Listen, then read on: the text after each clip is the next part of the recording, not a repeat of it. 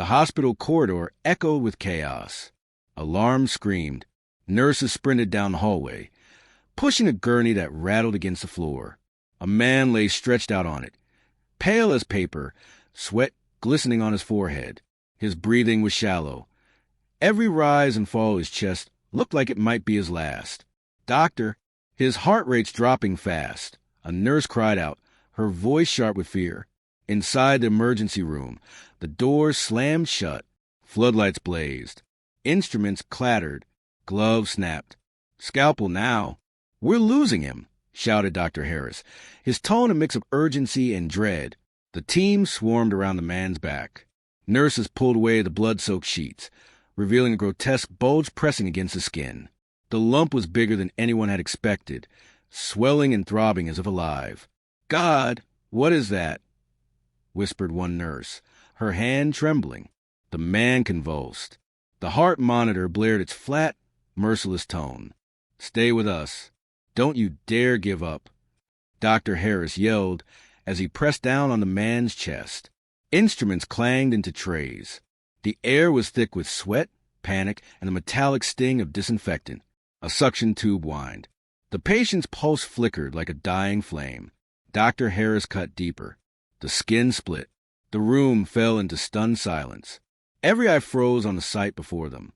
It wasn't just a lump. It wasn't just flesh. What lay hidden inside made even the most seasoned doctor step back in horror. And what they discovered that night would leave them haunted forever. If stories like this captivate you, tales of resilience, hidden truths, and the human spirit tested to its limits, make sure you subscribe to this channel, drop a like, and stay with us until the end, because what you're about to hear is a journey you'll never forget. The air inside the operating room felt heavy, as though the walls themselves were holding their breath. The fluorescent lights buzzed faintly, their cold glow casting sharp shadows over the patient's body. "Retractor," Dr. Harris ordered, his voice steady but tight. A nurse handed him the tool, her gloved hand shaking ever so slightly. The steel jaws pried apart the edges of the incision, exposing the strange lump beneath. What they saw was unlike anything they had prepared for. The bulge wasn't smooth. It wasn't soft, like a normal cyst or abscess. Its surface was ridged, cracked in places, almost as if something had been trying to push outward for months. "Is that bone?" whispered another nurse, her face blanching. Dr. Harris shook his head.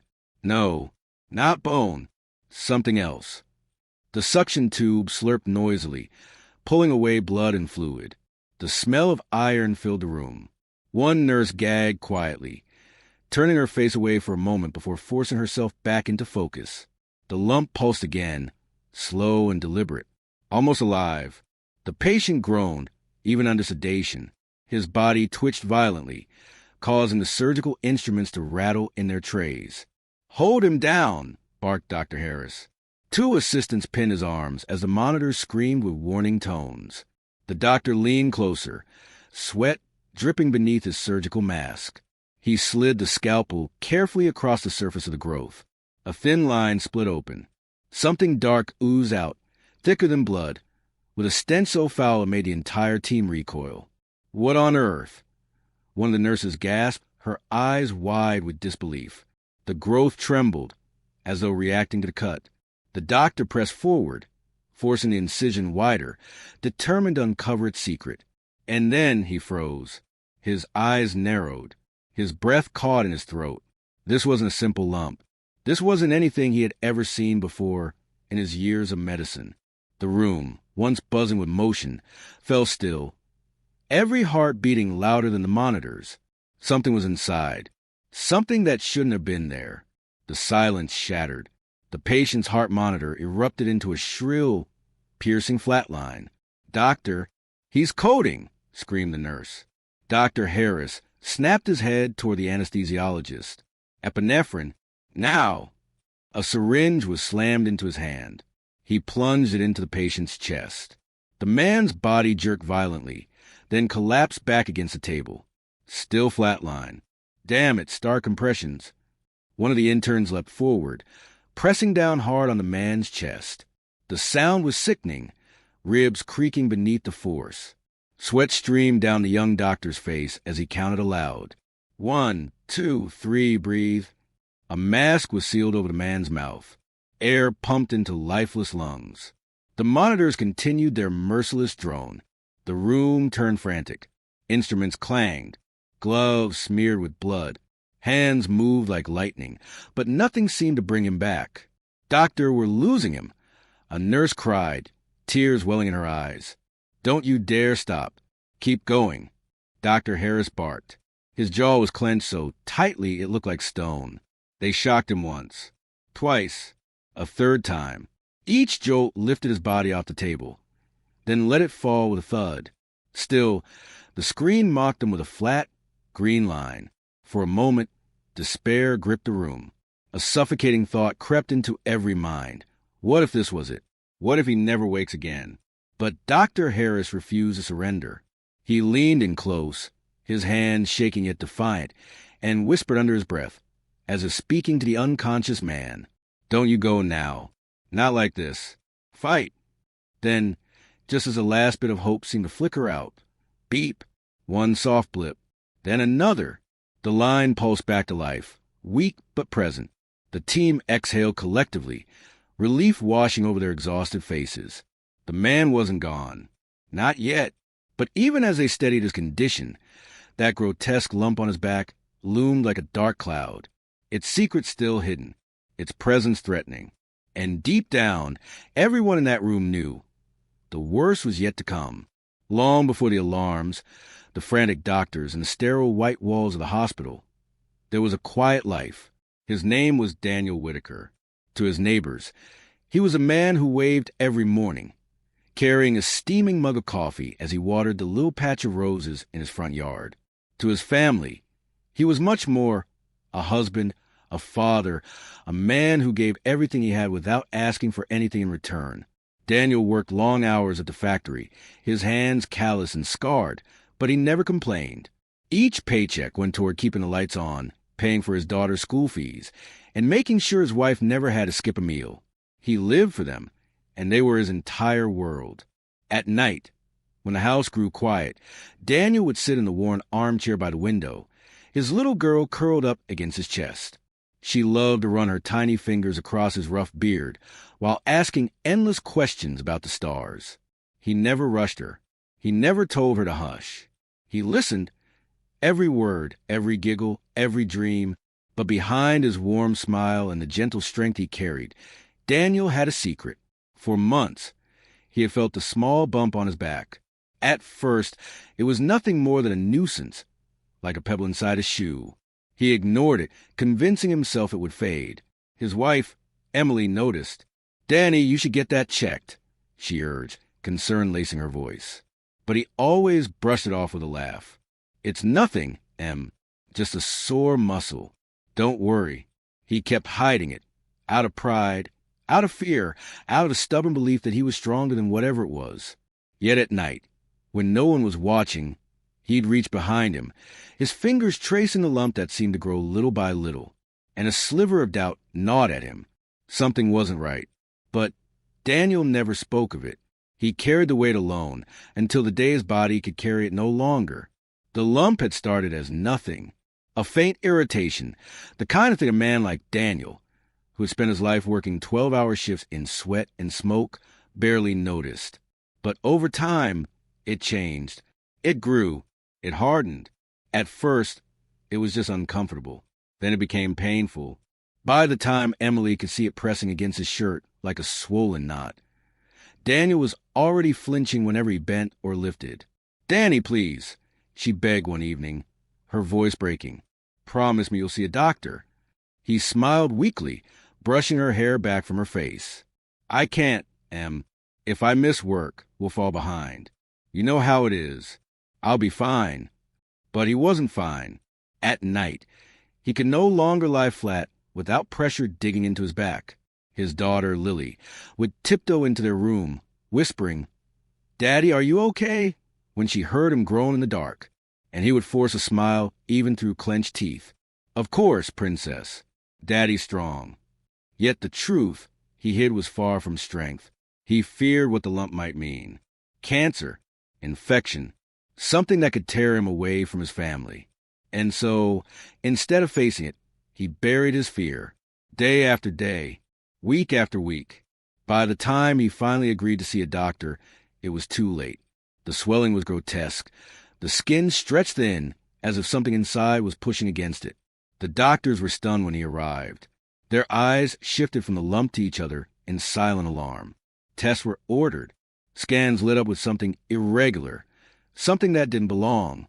But nothing could have prepared them for what would be uncovered once the knife touched flesh. Emily held his hand before the surgery, whispering through tears, "Whatever happens, we're here. We love you." Daniel nodded, swallowing the terror he could no longer hide, because deep down he already knew this was no ordinary illness. Backhand index pointing right, one click from you equals endless motivation for me. Please subscribe so I can keep bringing you stories like this. The operating room was a battlefield of nerves. Every breath was shallow, every movement deliberate. The lump loomed like a grotesque mountain across Daniel's back, its swollen surface stretching against a thin layer of skin that barely held it together. Dr. Harris steadied his hands. Suction. Retractor. Steady, steady. The nurse obeyed, her eyes glued to the grotesque sight. The scalpel slid deeper, parting flesh that gave way with a sickening resistance. A foul stench burst into the air, so sharp and vile that one of the younger interns gagged and stumbled back, hand pressed over his mask. "What in God's name is that smell?" he gasped. And then it happened. The growth split wide open. What spilled out wasn't blood, not just blood. It was thick blackened pus, writhing with movement. The team froze as the suction worked frantically, unable to keep up with the flood. "Dear Lord," whispered a nurse, her voice trembling. Inside the cavity, beneath the layers of rot and decay, something glistened, something alive. Tiny, pale forms wriggled against the light, their slick bodies twisting as though disturbed from their nest. Maggots, dozens of them, hundreds spilling from the wound, squirming across the surgical drape like a living tide. "Back away," one of the assistants shouted, nearly dropping his tray. But Dr. Harris didn't flinch. His eyes burned with grim determination. He dug deeper, forcing back his revulsion, until he saw it. Something harder, something unnatural embedded within the tissue. He grasped it with forceps, tugging hard. The object slid free with a sickening rip. The room gasped. It wasn't just a nest of parasites. Buried inside Daniel's back, entombed in rotting flesh, was a jagged piece of rusted metal. A shard. How could this be inside him for so long? A nurse whispered, her voice cracking with disbelief. The parasites had nested around it, feeding on the dead tissue it created. The lump wasn't just an infection. It was a living hive, festering for months, maybe years. One of the interns turned pale and leaned against the wall, unable to watch. Another muttered a prayer under his breath. Even the seasoned surgeon's hands shook as he pulled away another clump of decayed tissue, releasing another wave of writhing, pale bodies. The horror was undeniable. This was no ordinary case. This was something the entire hospital would whisper about for years. And yet, one question remained unanswered. How had this foreign object gotten inside him in the first place? Years before the hospital chaos, before the flatline alarms and the frantic shouts of nurses, there had been a single night that changed everything. Daniel was still young then, working endless shifts at the steel factory. The clang of hammers, the sparks of molten iron, the grinding machines, they were the soundtrack of his life. One evening, during a late shift, an accident struck. A cable snapped. A section of scaffolding collapsed. Metal shards rained like knives through the air. Daniel had been hit. He felt the sharp sting in his back as something sliced through his shirt and into his flesh. But in the panic, with men screaming, alarms ringing and smoke filling the air, he had only one thought. Keep working, keep the job. The factory was unforgiving. Missing shifts meant missed pay. Missed pay meant no food on the table. So Daniel, stubborn and proud, never told anyone the truth. He went home, stitched himself crudely in front of the bathroom mirror, and buried the pain beneath layers of silence. What he didn't know was that a jagged piece of rusted steel had remained lodged deep inside him, hidden away like a ticking time bomb. His body, desperate to defend itself, grew tissue around it, forming the lump. Infection crept in slowly, rotting him from the inside, until parasites found their way into the decayed wound. Emily noticed the scars, the winces when he bent down, the way his shirt sometimes clung to bloodstains. She begged him to get checked. But Daniel only smiled, kissed her forehead, and said, "I can't risk the job, Em. Lily needs school. You need food on the table." He bore the pain in silence. Out of love, out of duty, out of fear that admitting weakness would cost him everything he worked for. And now, years later, that hidden sacrifice had erupted in the most grotesque way imaginable. The truth was no longer buried. The factory accident, his stubborn silence, and his devotion to his family had led him here, on an operating table, fighting for his life. And the world outside that hospital was about to find out. The story didn't stay confined to the operating room. Not for long. By the next morning, whispers began to spread through the hospital halls. Orderlies muttered about the man with the hive in his back. Nurses exchanged shaken glances in the cafeteria. Someone snapped a photo of the sealed biohazard container carrying the writhing parasites. And within hours, rumors leaked into the outside world. Reporters gathered outside the hospital gates, microphones flashing, cameras rolling. Headlines erupted. Man found with metal shard and infestation in back. Hospital staff horrified. Factory workers' secret ignites questions of negligence. It wasn't long before the authorities got involved. The Department of Labor announced an investigation into the steel factory. How could such an injury go unnoticed? Had safety protocols been ignored? Did management know and turn a blind eye? The factory, scrambling to protect its reputation, denied responsibility. "We were never informed of such an injury," their spokesperson declared on national television. "This man never filed a report. We cannot be held liable." But Daniel's co-workers remembered differently. They recalled the scaffolding collapse. They remembered him clutching his back, pale with pain, before returning to work the very next day. Some even swore he was threatened, "Miss a shift and you're replaced." Suddenly, Daniel's personal tragedy became a public scandal. Lawyers circled. Activists demanded justice for workers forced into silence. The hospital staff, meanwhile, faced their own questions. How had the infection festered so long without intervention? Emily, overwhelmed, sat by her husband's bedside as cameras flashed outside the window. She didn't care about lawsuits or media outrage or whisper conspiracies. All she cared about was whether the man she loved would ever open his eyes again. Because while the world debated blame, Daniel's fight for survival was far from over. And inside that sterile room, with machines beeping faintly, a miracle was still desperately needed. The days after the surgery were the longest of Emily's life. The room was filled with the mechanical rhythm of machines. Steady beeps, hissing oxygen, the low hum of monitors. Daniel lay motionless, his face pale, his body stitched and bandaged, as though he'd been pieced back together from the edge of death. The doctors weren't sure he would make it. The infection had been severe. The parasites had left devastation in their wake, and his body had been weakened for months. They warned Emily to prepare herself, but she refused to believe them. She stayed by his side, clutching his hand, whispering prayers, her tears soaking into the sheets. "Danny, you promised me forever," she murmured one night, her voice breaking. "Don't you dare leave me now." And then, against all odds, the faintest twitch of his fingers. Emily gasped. "Doctor, he moved." The room flooded with nurses and physicians. The monitors spiked. Daniel's eyelids fluttered, heavy and sluggish, but fighting to lift. Slowly. His gaze sharpened, meeting the blurred outline of his wife's face. His voice was a ragged whisper, dry and weak but alive.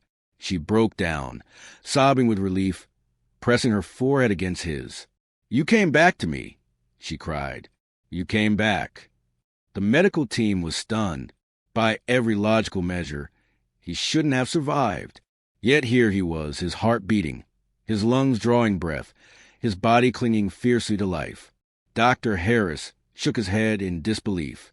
"I don't know how he's still here," he admitted quietly. This is nothing short of a miracle." News spread quickly through the hospital, silencing the whispers of doom with awe. For all the horror they had witnessed, the man with the monstrous lump had done the impossible. He had survived. For Emily and Lily, it wasn't just survival. It was a return of the man who meant everything to them. And in that moment, every tear, every prayer, every sleepless night finally found its answer. Backhand index pointing right, please subscribe, because your one click is my biggest motivation to keep telling stories of survival, resilience, and hope. Daniel's story didn't end on the operating table. It became a reminder, etched not just into his scar back, but into the hearts of everyone who heard it. Weeks later, he walked slowly out of the hospital, his wife steadying his arm, his daughter skipping beside him with tears of joy in her eyes. Each step was painful, each breath a struggle, but he was alive. And that was enough. He had faced the unthinkable. Parasites feeding on his body, metal lodged inside him, his own silence nearly killing him. Yet in surviving, Daniel had become something more than just a patient. He had become a lesson. Ignoring the signs, hiding pain, burying fear. These were the choices that almost cost him everything. And though his intentions were born from love and sacrifice, they nearly robbed his family of the very man they cherished most. Life has a way of whispering warnings before it screams them. Daniel's lump had whispered for months, but he waited until it roared. As he held Lily's tiny hand in his, Daniel finally spoke the truth aloud. Don't ever hide what hurts. Don't ever wait until it's too late. The hospital staff who fought to save him would never forget what they saw that night. The world that read his story in the headlines wouldn't either. But for Emily and Lily, the miracle wasn't in the headlines. It was in the quiet moment of sitting together at the dinner table again, hearing his laughter fill the room, feeling the warmth of his presence. And so, the lesson is simple. Love is worth protecting. But sometimes, protecting it means facing your fears, not hiding them. Sparkles, because the strongest thing a person can do is ask for help before it's too late.